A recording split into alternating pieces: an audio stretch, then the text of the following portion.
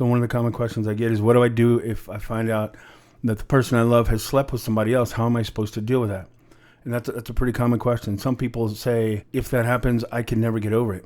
And a lot of times that is the core belief before it happens. Like, in other words, most people will say, I love whoever I'm with, but if I ever found out that they cheated on me, I could never get over that. I could never get past it. And they mean it. They're being completely authentic. But then when it actually happens, they find out they're in so much pain because the reaction to somebody cheating on you isn't as logical as it is emotional. Logically, you might think, I don't want to be with him anymore. How could I be with somebody that could betray me like that? And that's a fair thought. That's a reasonable thought.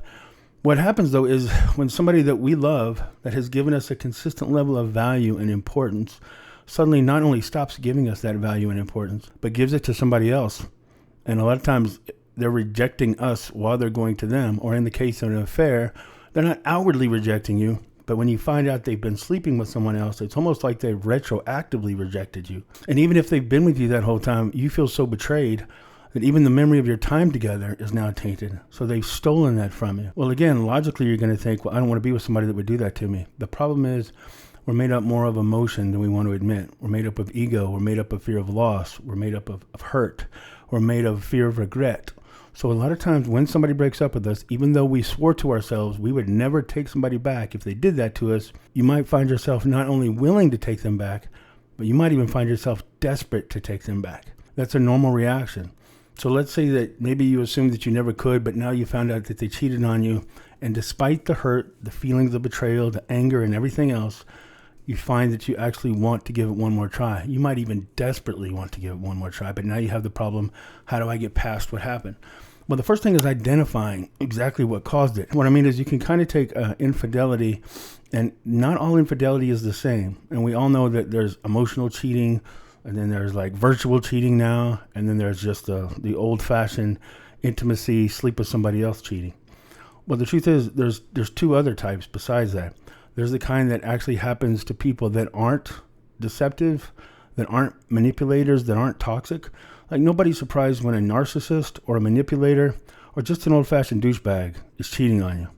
Or, an easy girl, or however you want to say it, if it's a woman. There's always been that kind of identification of different types, right? The guy that's untrustworthy that's going to cheat on you, and the girl that's just too easy and sleeps with people behind your back. Well, there's what you call the good guy version, the good girl version, but then there's the more complicated version. In other words, sometimes the person that cheats isn't necessarily the bad guy. Now, I'm not saying that the person that cheated, that there was a good reason. I'm not saying that there's an excuse to be unfaithful or to cheat on somebody that you're with. There's not. But not every case is the same. For instance, there's kind of the classic version of the cheater, right? There's the one that doesn't have a conscience, the one that you find out has been having multiple affairs throughout your marriage or throughout the course of your relationship, the one that it only comes to light when they're caught. And when they're caught, they'll turn around and blame you.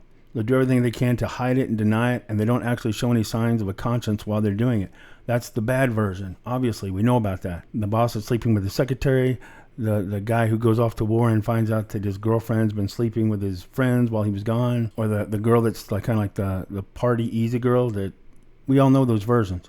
Well, there's another version of unfaithful, and there are a lot of times when the person who cheated never had any plans to cheat, doesn't even have the moral character to consistently do it, and never imagined that they would be in that spot. But sometimes when you've been in a relationship long enough, the person that we end up being attracted to many times is actually wired to be our opposite. Like, opposites attract is a real thing. So a lot of times the person we end up with that we initially have the most attraction for, we start to take for granted. And like the classic version of what I'm trying to say is maybe a woman, and these are from real life examples, maybe a woman's been married to a man for a long time, and she says, you're just too caught up in business. You don't make enough time for me. You don't make enough time for my family. Every time I really want to spend time with you, I want to spend the weekend with you. I want us to have a romantic getaway, but you've got a business plan. You've got to make money. You've got to go out of town. You're always working overtime. And maybe he's a good guy. I'm not blaming the guy. I'm telling you like real life stories. So the guy has the intent of, look, I'm working hard to take care of my family. I'm doing this for our future. And it's not like I enjoy work. I'm sacrificing for you. So even though she's telling him what she needs, he doesn't really hear it. He thinks he hears it, but he doesn't really understand. Because in his mind, he doesn't need it. And we're all more wired differently than we think. We think we're all basically all human, and even though there's like different genders and different backgrounds and different personalities, we're all basically wired the same. So sometimes somebody that maybe you've even been married to them for a long time is telling you as clearly as they can, like in this situation. She was telling him as clearly as she could, I don't feel like I matter to you. I don't feel like you'll make time for me. My feelings keep getting deflected, explained, or excused because you're so focused on building our future for us, but you're not really here for me. Some people are wired in a way that they need to know their feelings matter because they have more weight than somebody who's wired in a different way. Like some people are more relationship oriented, and they could be married to somebody who's more goal oriented, but they don't really realize how fundamentally different they actually are. So the person wired to actually succeed, to show love for his family, isn't really understanding how much the woman is telling him, look, I need to know I matter. I don't care about another $1 million in the bank. I care about knowing on my birthday or on our son's birthday or on our anniversary or on Valentine's Day, I'm going to get your full focus and I'm going to matter more. So sometimes we can be in a relationship for years where the other person has tried to tell the person they're with, the person they genuinely love, how much pain they're in and how much they need attention and affection, how much they need to feel heard. But we think we know better. Sometimes the person we're married to, or maybe the person we've been to for years, we decide that even though they're telling us what we need, we decide we know better than them what they need. And sometimes we decide even though they're telling us what we need, we just decide we're not going to give it to them. In that situation I'm describing, I've seen it happen a lot of times. That guy will say, well, she should know what I'm doing. I'm working. And by the way, I'm tired of her complaining that I don't give her enough attention. I need to feel encouraged. Why doesn't she tell me to go out and kill it more? Why isn't she asking what she can do to support me? I mean, I'm working hard to make money for us. I'm tired of coming home and feeling like I'm dropping the ball somehow. Meanwhile, she's starting to think it doesn't matter what I say. It doesn't matter what I do. That base need that she might really authentically have is going unmet. And a funny thing happens. When you stay in conflict long enough, you go from love into conflict. That's normal. If you stay in conflict long enough, you go into that numb state. When you go into that numb state, that other person is like the affection and the belief in the relationship starts to just drain. And suddenly that person's walking around feeling almost like an emotional zombie, thinking, is this really the best my life is going to get? Is this the closest thing to passion I'm ever going to feel? Is this the closest thing to feeling loved I'm ever going to experience? Even if they consciously want to be a good husband or wife and stay with that person, if that person hasn't been listening and hasn't been doing what they can to enthusiastically meet that base need, sometimes that person will find themselves very vulnerable to cheating. And it doesn't mean that they, at their heart, it doesn't mean that they want to cheat. This person might have been somebody that spent their whole lives judging cheaters and saying, I don't understand how somebody could do that. I would never do that. And now suddenly they're the person being led astray. They're the person being tempted beyond what they ever thought they could be. And then they find themselves in the arms or in the bed of somebody else. Now, is that right? No, it's still not okay. You still need to be honest. You still need to not be deceptive and cheat on somebody. Being unfaithful is always painful. And I'm not saying at all that there's an excuse for it.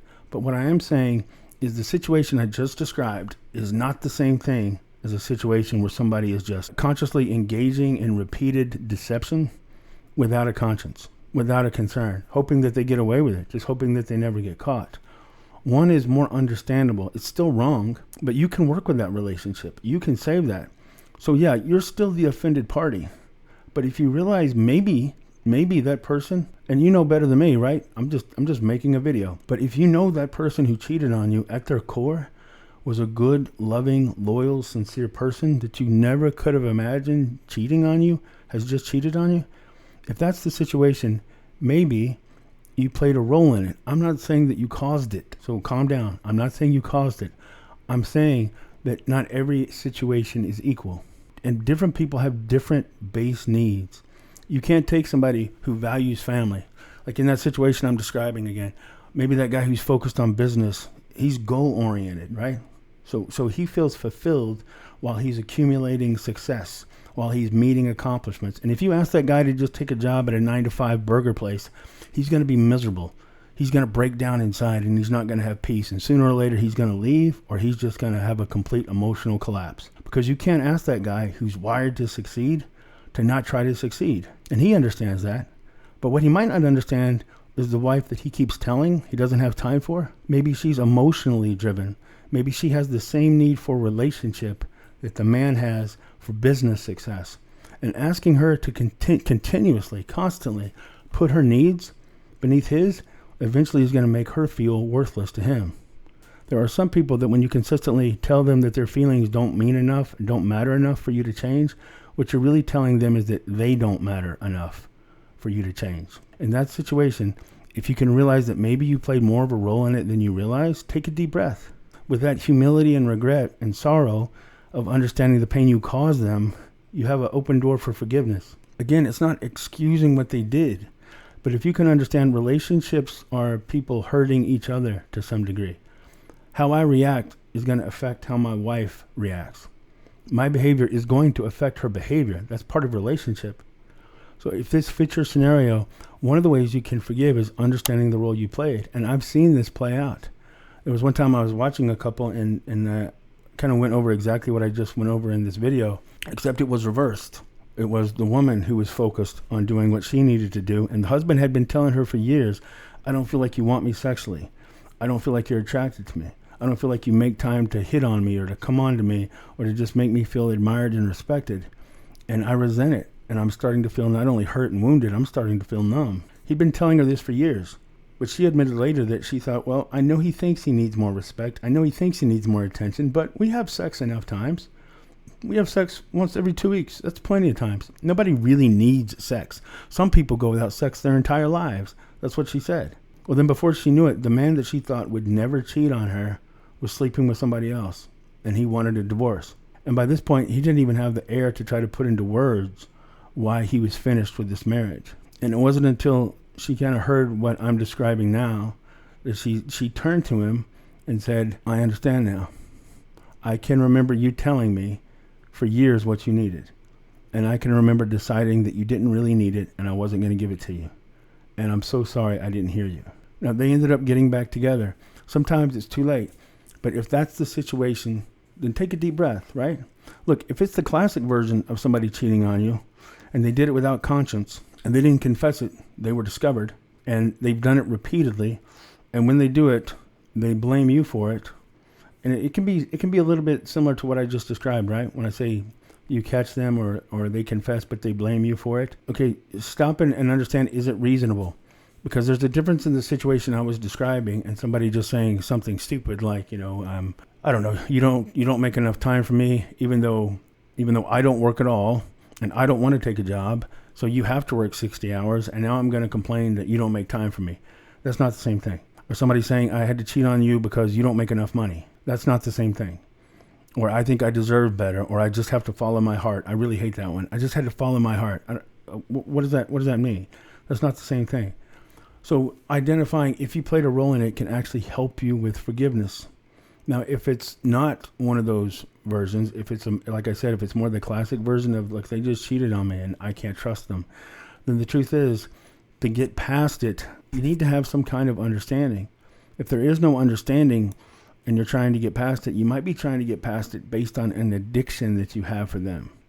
There's not really a good plan to get past somebody repeatedly cheating on you because you're addicted to them. As a matter of fact, the best plan in that case, there's not really a good plan. What I was about to say is go back to them, because sometimes when they repeatedly cheat on you, you can get numb to the fact that they eventually end up proving to you who they are. So sometimes somebody has to go back to a habitual cheater time and time again, even though consciously they know they shouldn't, and they have their friends and their family telling them that they shouldn't do it. Sometimes you only know what you know when you know it. In other words, sometimes you have to get burned enough times that it can actually finally break that addiction and break that hold, because they eventually succeed in convincing you that this isn't a misunderstanding. This is just somebody who's not worthy of being trusted. Okay, so having said all that, some tips if you decide that you want to get back with the person who cheated on you. Well, understanding first, like, one thing that can help is imagining, all right, it's really hard to imagine that I'm going to get back with somebody who just spent the last week sleeping with somebody. And it could be somewhere between, it could be like a week sleeping with somebody, or maybe they spent the last year sleeping with somebody, right? That's really hard to live with. But stop and ask yourself, if it was hard for you to imagine them being intimate with somebody else for a week or a month or a year, are you really going to walk away forever? Because if you walk away forever, they're going to sleep with somebody else forever. You've lost them forever. So I've talked to a lot of clients that will say, I can't take it. I can't take it. I found out they slept with somebody else. I've had clients that I helped them get back the one they lost. And then when they got him back, they found out that while they were apart, their ex slept with somebody else. And when they found out, they ruined the whole thing. They lost their temper. They said, I can't do this. And they walked out. 9 times out of 10, that client's going to call me back in a week and say, can you help me get them back again? I just spent the last week realizing that I can forgive them because I missed them so bad. So take a deep breath before you say, I can't get over it. Because you might say that intellectually, but emotionally, you might have just like committed yourself to years of torment, wondering and imagining that you had found a way to get over it.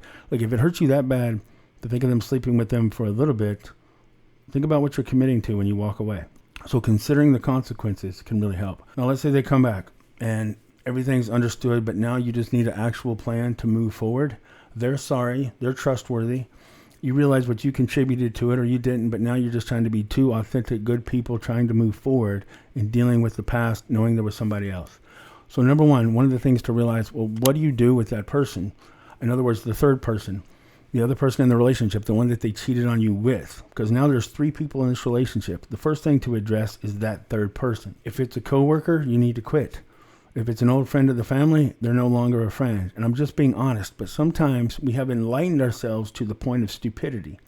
We've enlightened ourselves to a point that makes sense logically if we were kind of like living in a utopian world and we were all logical creatures, but we're not logical creatures. We're emotional and logical creatures.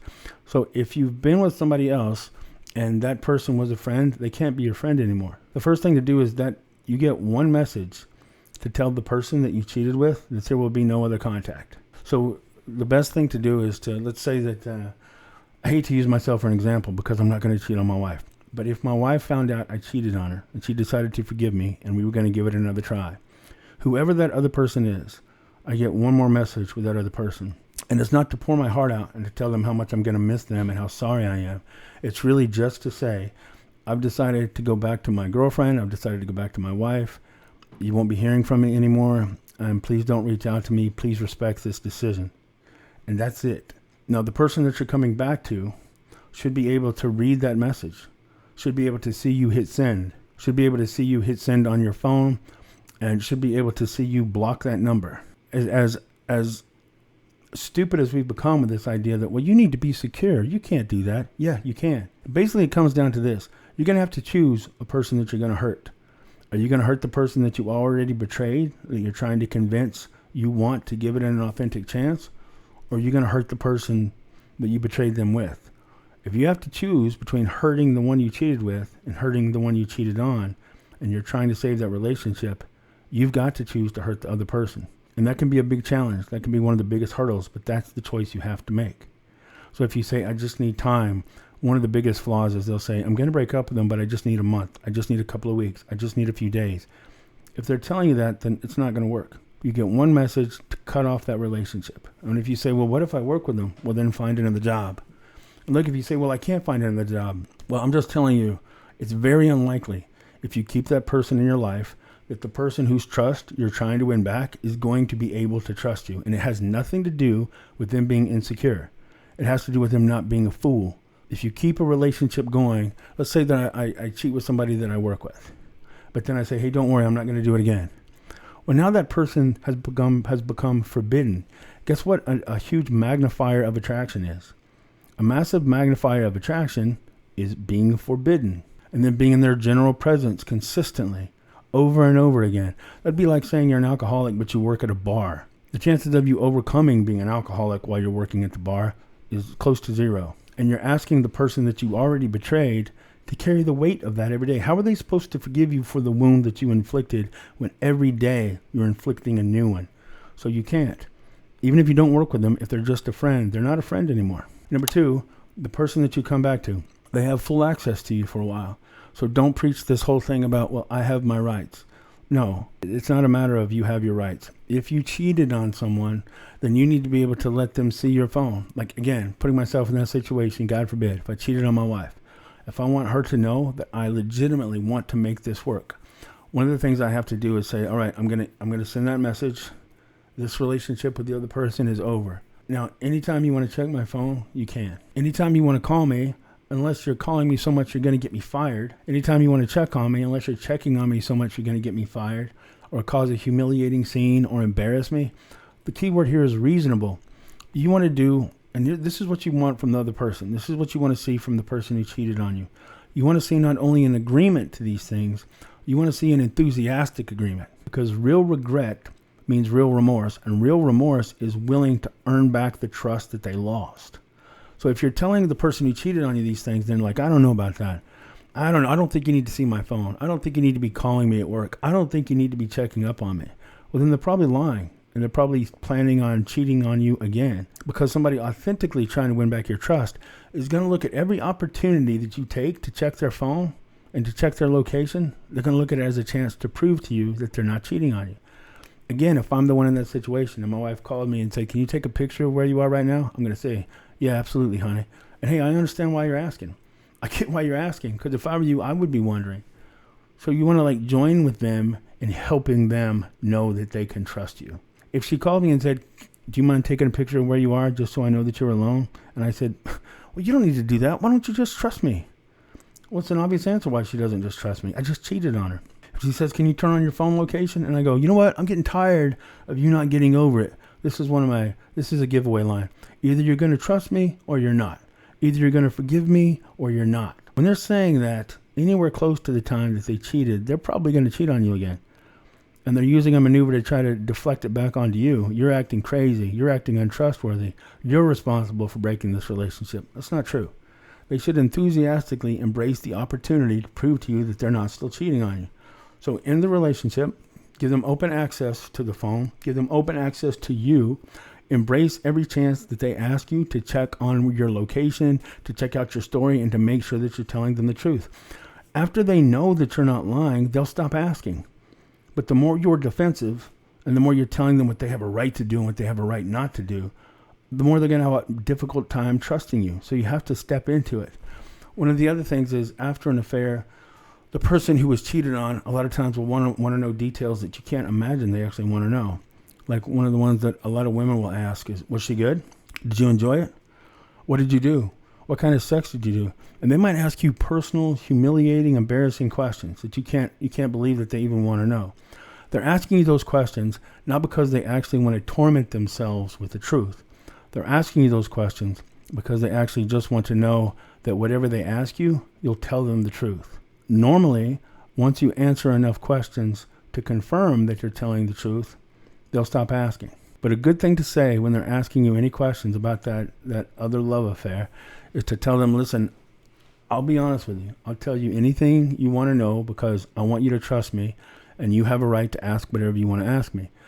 But don't ask me anything. Think about what you're going to ask me first, because I don't want you to ask me anything that you can't forget. You might ask me something, and because I'm going to prove to you I'll tell you the truth, I might tell you something that hurts you more. But once I tell you, I can't take it back. You're always going to hear it, and you're always going to know it. So ask me the questions you need to so I can prove to you I'm not holding anything back. But don't ask me something you're not going to be able to get over. A lot of times once they know that that's what you're doing, that you're willing to share everything, they'll stop pushing.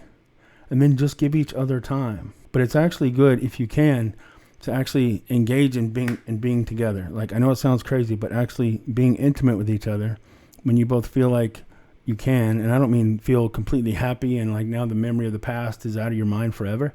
That's kind of unrealistic. But as soon as you can be together, and then be together again. Like one of the things I've recommended is that a couple, when they get back together, have sex like once a day for 10 days. Again, I know that's a little controversial, but what I'm saying is I don't mean do it when you just can't. When your eyes are just, every time you close your eyes, you imagine them being with somebody else. I don't mean that. But surprisingly, more than people would expect, once the person who cheated on you comes back, a lot of times you're going to feel relief. You're actually going to feel a willingness to be intimate with them because you're glad to have them back, even if you didn't expect to have that reaction. If that's your reaction, don't fight it. Don't fight it just until you know that you can trust them. Because sex can actually be a really bonding thing. I'm trying to be careful how I say this. I'm not saying have sex even if you don't feel trust. I don't want you to have sex while you're crying, trying to do whatever you can to make the relationship work again. I don't mean that. What I mean is, when they come back, even if they've been with somebody else, a lot of times you'll find a natural attraction that's there that sometimes people try to suppress and fight off because they feel like it's going to sabotage this relationship attempt again. It doesn't. If it can help the relationship. So sometimes that one is a little bit dependent on the situation, but I hope that makes sense.